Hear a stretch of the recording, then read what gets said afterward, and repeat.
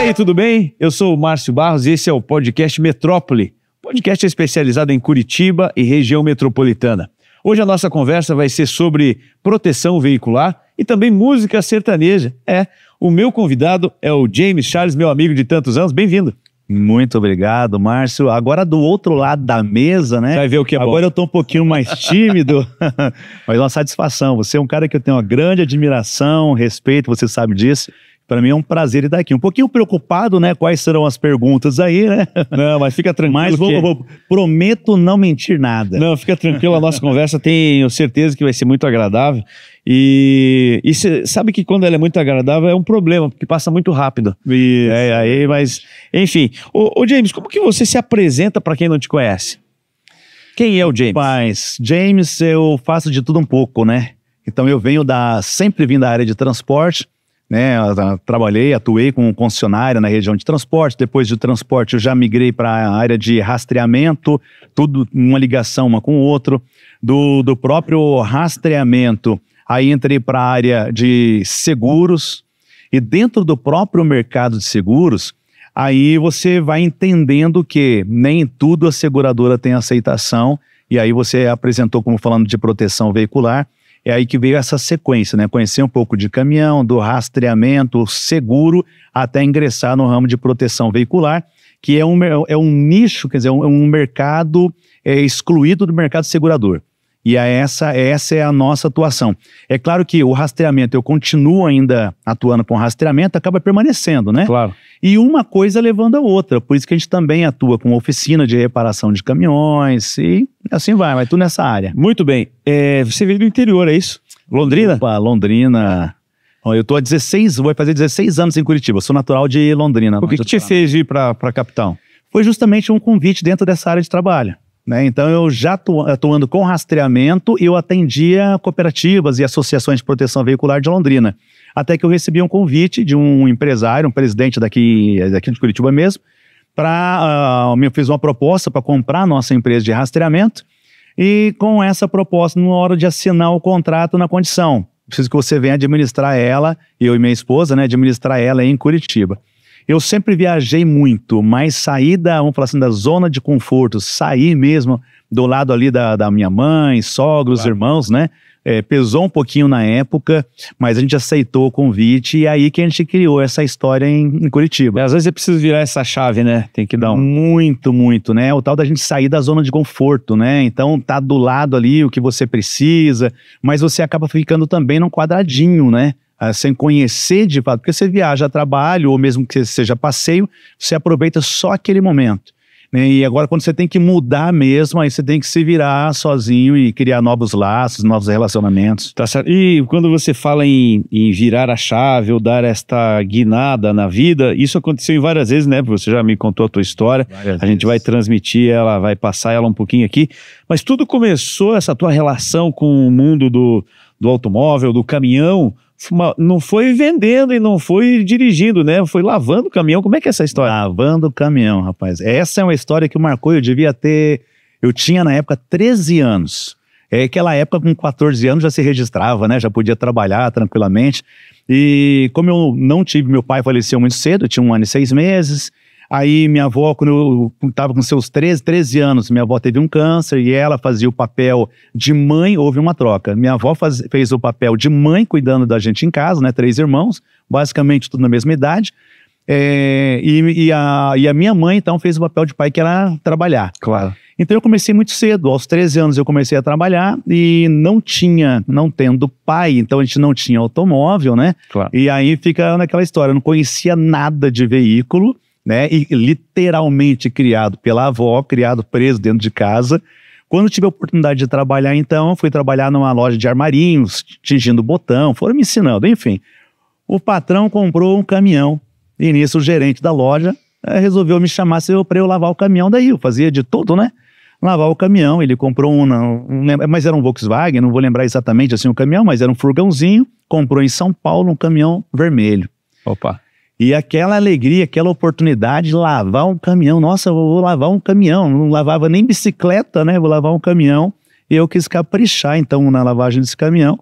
Eu aproveitei o horário de almoço. O patrão foi almoçar, o gerente foi almoçar. E eu comecei a lavar o caminhão com uma esponjinha de lavar louça. Lado verde e lado amarelo.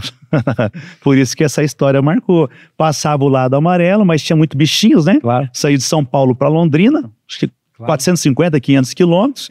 Enfim, aonde tinha bichinho eu passava o lado verde, que é o lado do Bombril. Eu sei que a hora que esse caminhão secou, esse caminhão virou um dálmata. Um dálmata. Rapaz, eu tinha lixado o caminhão, na verdade, inteiro. Aí chegou o nosso gerente, chegou primeiro, a hora que ele viu, ele falou, James, some daqui. Não, mas como? Some daqui antes que o patrão veja. Não, não pode. Enfim, rapaz, E aí eu tinha recebido um convite de um amigo meu, que a gente sempre se encontrava no ônibus, e ele me convidando para trabalhar na empresa que ele trabalhava. E eu sempre recusava, todos os dias, pegava o mesmo ônibus, mesmo horário, e ele falava, James, venha trabalhar na Volvo, James, tem serviço lá, e todos os dias, cara, era uma época boa, né, tinha emprego, né, com facilidade, porque eu lembro que ele ficou um bom tempo chamando para ir trabalhar na Volvo, mas Volvo, como eu trabalhava na área de armarinhos, na época, eu ia completar 14 anos, e para mim era uma loja de roupa Volvo. E aí, quando, né, eu fui convidado a me retirar, então, da empresa, antes que o dono do caminhão chegasse, aí eu saí, eu lembro que eu andei, acho que uns 12 quilômetros a pé, porque eu saí dali, eles iam polir o caminhão, tal, mas era melhor que eu não visse, né, não sei se ia dar resultado. E eu saí, eu dei uns 12 quilômetros a pé para ir nessa loja de roupa Volvo. E não era uma concessionária de caminhão. Você vê que destino, né? Sair de um caminhão ali que você tinha, de certa forma, danificado. Danificado. E ali eu já fiquei, olha que época boa, né, de trabalho, assim, ali eu já fiquei, e ali que eu digo que tudo é uma construção, né, tudo é um aprendizado, e a partir dali que eu construí a minha história, porque da concessionária eu trabalhei 11 anos, dessa concessionária daí eu fui conhecendo. 11 anos bastante, né? Foi. Eu completei os 14 anos lá. E eu tenho um relacionamento com todo o pessoal até hoje que trabalhava. Quem trabalha lá ainda, tem funcionário lá com quase 40 anos trabalhando lá. Tem um relacionamento. Isso em Londrina. Em Londrina, claro. Né, o dono lá é o Edson Feio Ribeiro, do Grupo Ribeiro, Grupo Pneumar. Então, até hoje, nas últimas vezes que eu passei por Londrina, que eu tive a oportunidade de vir na concessionária, até almoçamos lá na concessionária. Então, é onde nasceu realmente a minha história. E isso é bacana, né? Porque você vai deixando a vida é assim, né? Você vai passando, vai deixando as saudades. E isso é muito legal, né? Que quando você pode retornar, as pessoas te recebem bem, né? Rapaz, o que eu valorizo muito são as pessoas, Márcio. Você sabe disso, claro, né? Nos conhecemos. Então, não é o que nós temos, é o que nós somos. Né? Então, todo o meu relacionamento ele é voltado para pessoas. Se tem algo que eu eu me distancio, são de vaidades. Né? E tudo que eu faço está relacionado a um networking, é conhecer, e eu costumo dizer que independente do que tenha, né, eu tenho relacionamentos com pessoas muito ricas, né, financeiramente, né, e que tem avião, que tem coleções de carros de luxo, tal, e da mesma forma, o que muda para mim são o que muda são as responsabilidades. Claro. Mas ser humano é ser humano. E da mesma forma que eu tenho um relacionamento aqui, eu estou conversando com aquela pessoa que está na rua, que precisa de ajuda. E é assim. Ô James, você trabalhou muito tempo na área de seguros. Foi lá nessa época também? Ou foi depois? Então, começou em Londrina. Né? Que daí em Londrina eu comecei com rastreamento. Quando eu entrei na área de rastreamento, eu comecei a atender daí as associações de proteção veicular. Tudo voltado para caminhão. Então aí que eu ingressei, né, nessa área, fui conhecendo, mas eu estava só na área do rastreamento, eu forneci o meu rastreamento para essas cooperativas e associações. Até quando eu fui convidado, né, me fizeram essa proposta, era uma empresinha pequena, né, e engraçado, quando nós começamos a empresa de rastreamento, você já tem que sempre ter uma visão de ser grande, né, você tem que pensar lá na frente. A empresa, nós éramos uns 8 mais ou menos, quando nós começamos. A minha esposa fazia o papel de 4 pessoas e eu fazia o papel de 4 pessoas. Naturalmente, eu falo 8, mas era somente nós dois. Então, ela tinha 4 nomes, eu também 4, porque de manhã eu saía para vender o rastreamento. Foi quando nós começamos. Eu saía para vender o rastreamento. À tarde, eu ia fazer a instalação. E para quem adquiriu o meu rastreamento, que já me conhecia algumas pessoas, é claro, a gente vai Claro. quem a gente conhece primeiro. E aí eu falava assim, ó, a gente está com uma demanda muito alta, então não teria agenda para essa semana, mas não queria te deixar na mão, por isso que Eu mesmo vim. eu mesmo vim instalar. Até que teve uma vez, passou algum tempo, um dos nossos clientes, eu falando umas coisas assim com ele falou, James, fala a verdade, é só você e tua esposa. Rapaz, eu fiquei desconversado, eu falei, eu sei, eu conheço a voz de vocês, eu sempre tô falando com vocês, eu sei, eu tentava mudar um pouco, né?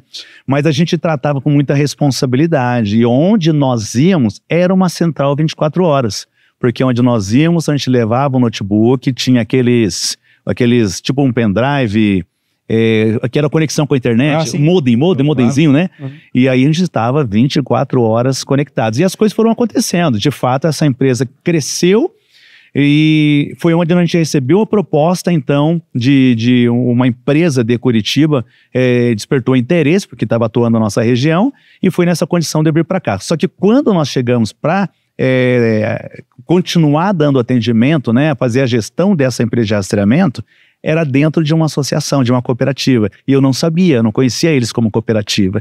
E aí que a gente entrou dentro do miolo mesmo do segmento. Eu, quando comecei a conhecer esse segmento, através de você e de outros colegas, outros amigos, eu fiquei meio confuso, demorei para compreender. Eu queria que você explicasse de uma forma rápida como é que funciona essa proteção veicular. Não tem nada a ver com seguro, né? Não, por enquanto. Tá, em 15 dias, nós lutamos, aí vamos falar que em torno de 15 anos pelo processo de regulamentação, né? Aquela história, quem nasceu primeiro, o ovo ou a galinha? Eu até tinha essa resposta, hoje eu não lembro mesmo qual que era a resposta. Agora, entre segurador e associação, o que nasceu primeiro? As associações, onde os agricultores, é bem simples, onde os agricultores, não existia seguro ainda, e aí entra os sítios, fazendas, enfim, eles rateavam e montavam caixa quando uma máquina dava problema, então eles tinham para fazer tinham condições de fazer esse reparo. É o inesperado, né? O seguro claro. A gente faz para não usar, né? A mesma coisa de fazer um seguro de vida, né? Vou fazer um seguro de vida pensando em morrer, né? Mas a proteção veicular, então, ela nunca deixou de existir. Só que cada vez mais, conforme a seguradora ela tem a classificação de perfil, claro. Uma entidade, obviamente, que visa lucro, né, uma instituição financeira, ela não precisa necessariamente, isso é interessante entender, por que o veículo, uma seguradora, você vai fazer uma cotação e a seguradora fala que não teve aceitação? Porque ela faz toda uma análise. Não é interessante para eles. Não é interessante. Claro. Então, o ano do veículo, modelo, se tem peça, é o teu CPF, é o CEP para ver se a região não é uma região de risco. Claro. Ela faz essa classificação. E aí ela acaba deixando um outro lado de atender que é a maioria, né, que acaba deixando de ser atendida, que são as classes média, baixa. Sim. Que por dois motivos, ou ela não faz numa seguradora porque não teve aceitação, ou existe uma outra forma de uma seguradora não aceitar, que é com uma precificação alta, né? Então se joga uma precificação muito alta, não acaba não fazendo. E aí esses são o público que as associações de proteção Sim. veicular atendem. A partir de que ano, assim? Não tem. Maré, faz Maré, faz. Peugeot, essas. No caso do Maré, lembrando que sempre vai ter ali uma investigação para saber o que aconteceu. Mas faz, não tem limite. Agora, porque isso de certa forma limitava, né? Porque a frota, ela vai mudando, né? Sempre vai mudando. Hoje a gente tem uma frota mais nova, né?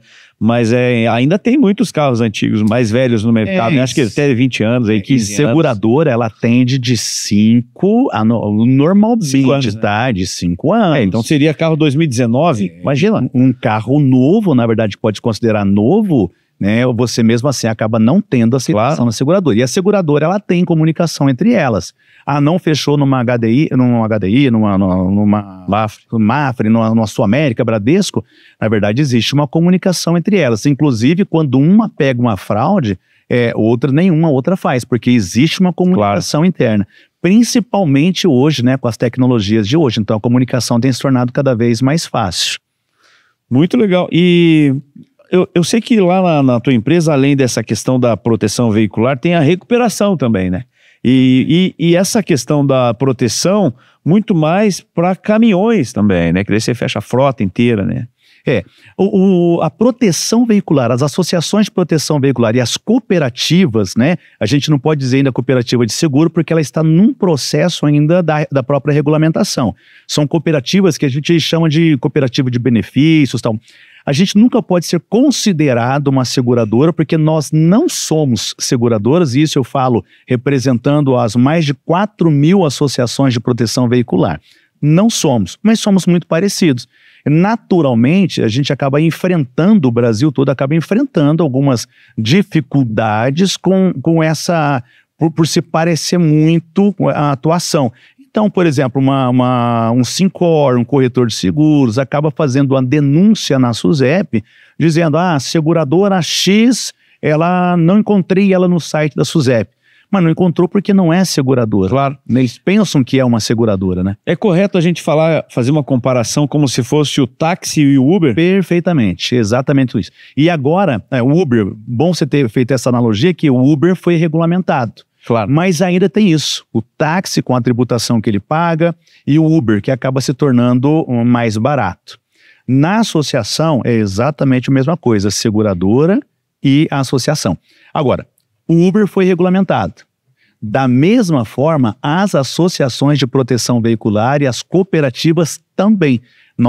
Foi sancionado em 15 de janeiro, então que alguns dizem, estão às margens da lei, isso não é legal, não tem na SUSEP, isso muda completamente a partir de agora. Só que naturalmente há uma redução drástica da quantidade, né? Eu falei mais de 4.000 associações. Vão reduzir muito, porque como nós estamos hoje embaixo do crivo da SUSEP, então a SUSEP tem as normas e as regras dela, e para seguir essas normas e regras, nem todos vão conseguir. Aí acabam se unindo para atender aquilo que a SUSEP está exigindo. É bom que isso protege o consumidor, mas quando você pergunta de associação de proteção veicular, ela tem dias contados, tá? Então ela tem no máximo 1 ano e meio, todas independente de tamanho. Elas têm 1 ano e meio de vida. As associações de proteção veicular, elas terão que obrigatoriamente, já é lei, elas terão que estar filiadas a uma administradora, uma SA, que é como se fosse uma seguradora, mas ela não é. Por outro lado, ela responde como uma seguradora. E essa administradora, ela não existe ainda. Ela está no projeto aprovado, ela já está na lei, mas vai sair ainda a minuta daquilo que a SUSEP vai exigir dessa administradora para você poder constituir. O que nós sabemos? Que a constituição dessa administradora é como você constituir uma seguradora S4, que seria uma das primeiras ali. Então, a associação, ela se torna literalmente sem fins lucrativos, não pode emitir boleto, não pode ter uma atuação sozinha mais. Então, essa denúncia que acontecia, por exemplo, na SUSEP, no Sincor, dessa vez, não, a Polícia Federal vai em cima, daqui 1 ano, média daqui a 1 ano e meio, mais ou menos. Então tem prazo para resolver isso? Tem prazo. Venceu o prazo. Isso, então, até esse prazo de 1 ano e meio já vai existir as administradoras e essas associações vão estar filiadas a ela. Ambas, de qualquer forma, a aprovação dela tem que passar pela SUSEP, vai ter que passar, é a SUSEP que vai dizer se ela vai estar habilitada a atuar ou não, assim como uma seguradora, tá? E, inclusive, por que eu digo que vão reduzir? Porque ela tem a reserva técnica com a SUSEP. Então, eu vou pegar assim, uma associação de proteção veicular na casa aí dos 200 mil veículos, ela vai precisar de uma reserva técnica na casa dos 400 milhões. Quem que tem bala na agulha? Então, a associação, ela já tinha um custo menor justamente por não fazer uma reserva, né? E agora é obrigatório essa reserva técnica na SUSEP. Lembrando que essa reserva, ela é uma reserva que fica aplicada lá. É uma aplicação de segurança para os consumidores. Ainda assim, acima desses 400 milhões, pegando essa base de 200 mil veículos, ela precisa ainda ter o capital de giro dela, o capital para resolver os sinistros. Quando a gente pensa nessa questão do táxi e Uber, ou da seguradora e da proteção veicular, me veio o pensamento lá do Walter Longo, não sei se você conhece o Walter Longo, ele foi presidente do Grupo Abril muitos anos, e ele dá uma palestra muito legal, e ele fala que no passado as empresas ou melhor, o consumidor que tinha que se adaptar à empresa. Então assim, você comprava um carro, ele tinha 3 regulagens no banco, para trás, no meio e para frente. Hoje tem para tudo quanto é lado, para cima, para baixo, ó, o que faz massagem, o que aquece. Antigamente você queria tomar um café, era só o que tinha o coado. Hoje tem cafeteira com 60 sabores. Antigamente você queria ver um filme, era na tela quente ou locava uma fita e tinha que devolver rebobinado na segunda-feira. Hoje você assiste o filme que você quer, aonde você quiser, quantas vezes você quiser. Né? É isso aí. Então não é o consumidor que tem que se adaptar com o serviço, mas o serviço que se adaptar com o consumidor. E eu acho que as seguradoras, e a gente usou o exemplo do Uber, né, tem feito isso aí, né? Por exemplo, atender num caso de um carro mais antigo.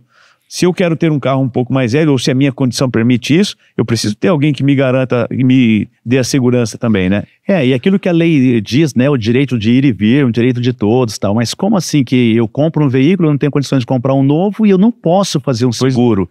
Sabendo que a própria lei diz que se eu causar um dano a terceiros, eu sou obrigado a reparar.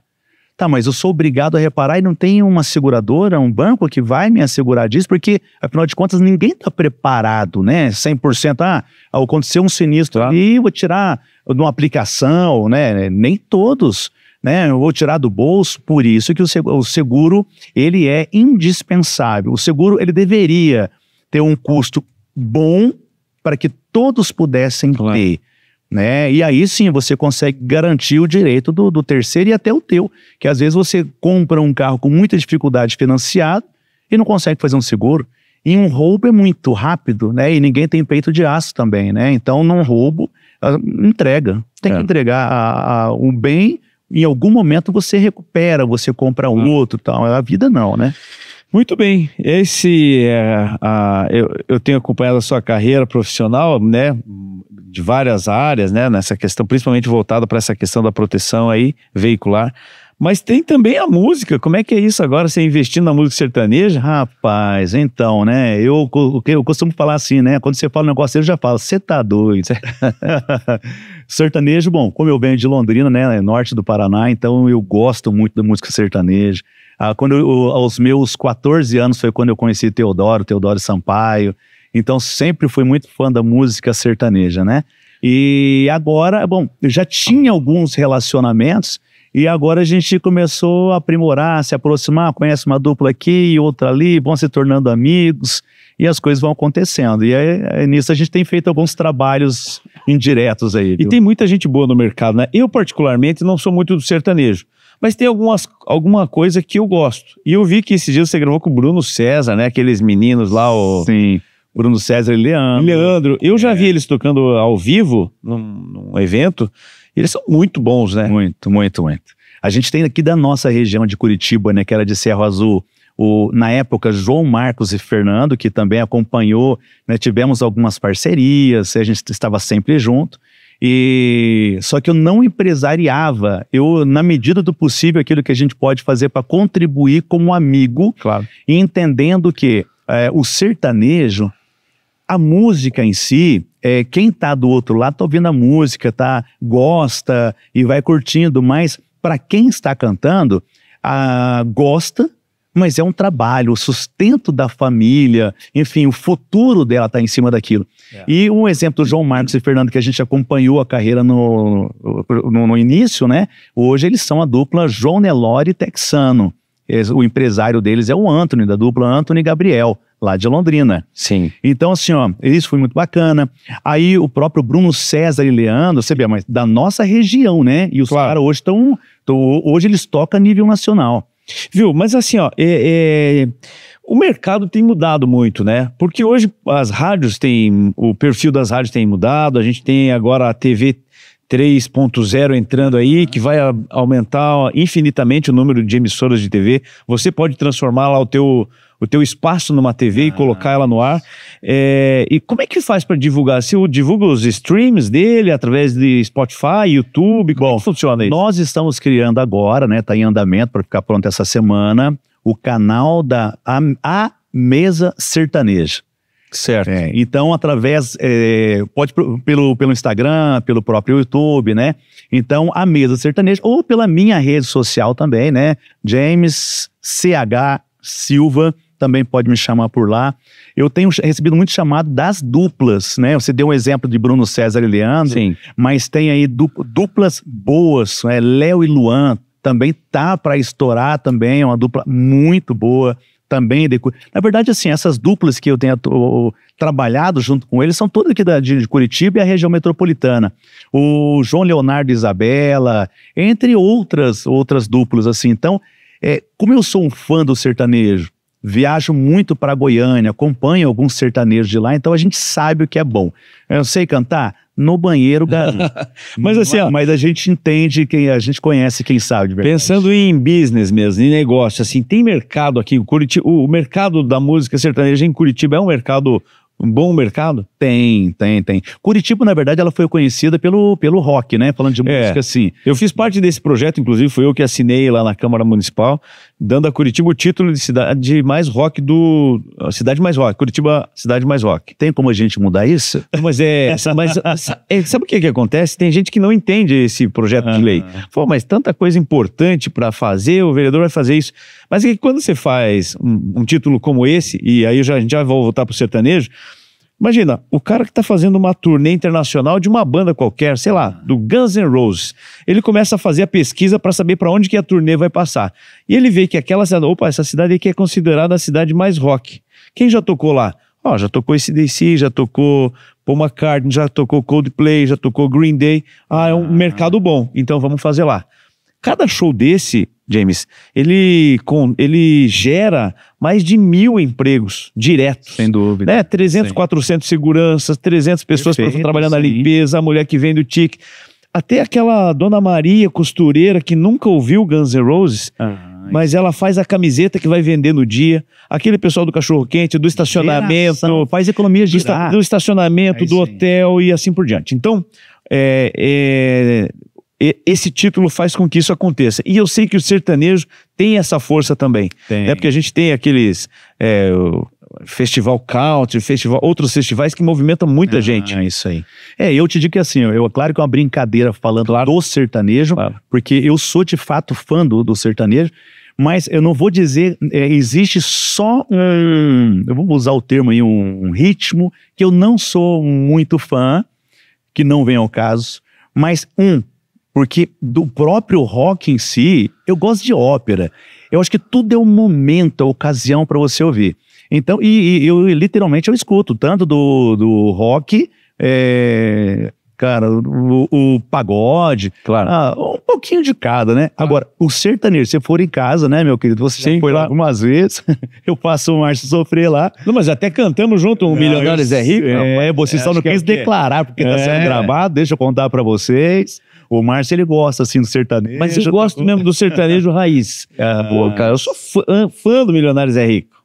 Demais. E sabia que tem algumas bandas de rock, inclusive um dos entrevistados aqui era o Marcelos, da banda Motor Rock, que faz o AC/DC cover. Ele gosta muito, por exemplo, de Tião Carreiro. Tião Carreiro. Porque a poesia, né, e a construção musical é a história mesmo. Você vê, o Tião Carreiro me fez lembrar, isso aqui por coincidência, né? Ontem eu troquei mensagem com a viúva, né? A Franciane, mora em Goiânia, que é a esposa, né? A viúva do João Carreiro. Olha, João Carreiro, que foi uma grande perda para nós, né? Numa cirurgia que ele fez. Eu acho que vai completar já 1 ano e meio, 2 anos que isso aconteceu, mas João Carreiro, jovem, né? Jovem, na música sertaneja raiz, né? Aquilo que você gosta, foi uma grande perda. Mas tem quantas outras duplas que inclusive eram amigos deles, né? Que continua. E você tocou no Bruno César e Leandro, que vai bem para essa vibe, né? O sertanejo raiz. Então, qual é o próximo passo agora? Você falou da mesa sertaneja, estreando o canal. É só pesquisar lá entrar na minha rede social, James CH Silva, pelo Instagram. Lá nós vamos estar divulgando, então, a mesa sertaneja, né? A rede social, tanto no Instagram quanto no YouTube.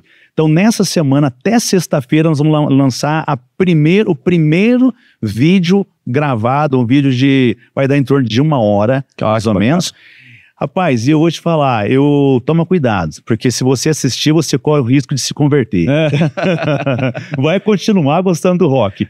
Mas fizemos uma gravação iniciamos com essas duplas, que vamos falar assim, ó, é o DVD, é o vídeo pro churrasco, é o vídeo pra família.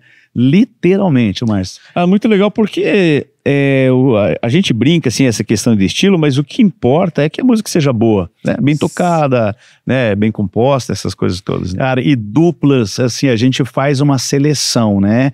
Inclusive, quem fez contato com a gente agora recente, Marcelo Martins, que era da dupla João Lucas e Marcelo, lá de Goiânia, que cantava Eu Quero Tchu, Quero Tchá e tal. Então, assim, as coisas estão acontecendo. E é bom que o sertanejo, eles são muito unidos, né? Então, um acaba ajudando o outro. O próprio Léo e Luan, acompanhei eles em Goiânia, abriram as portas para nós lá. O objetivo inicial, muita gente pergunta, você está empresariando? Eu digo que ainda não, né? Está nascendo. O meu papel, quem me conhece, independente do que seja, aquilo que a gente que pode contribuir, né? Então a gente contribui.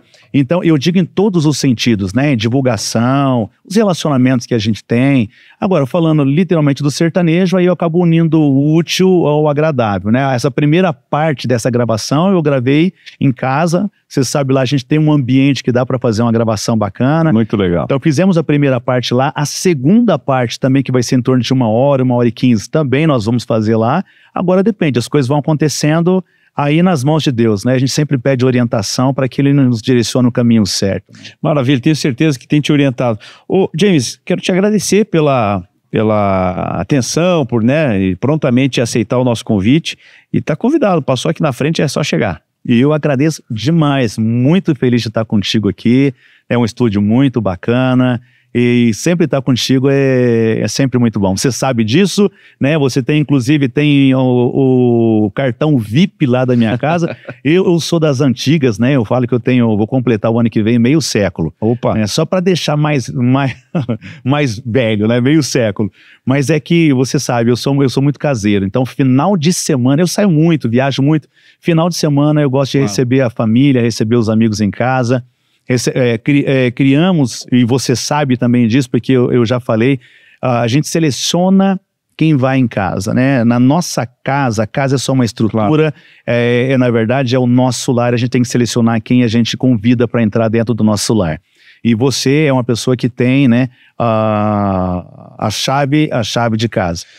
Maravilha, James. Então, estendo o nosso abraço lá ao Lucas, a todos os colaboradores lá da empresa, também a Rose e a família toda, tá bom? Obrigado mais uma vez. Muito bem, esse foi o James Charles, que conversa boa, hein? E esse foi o Metrópole de hoje. Até a próxima.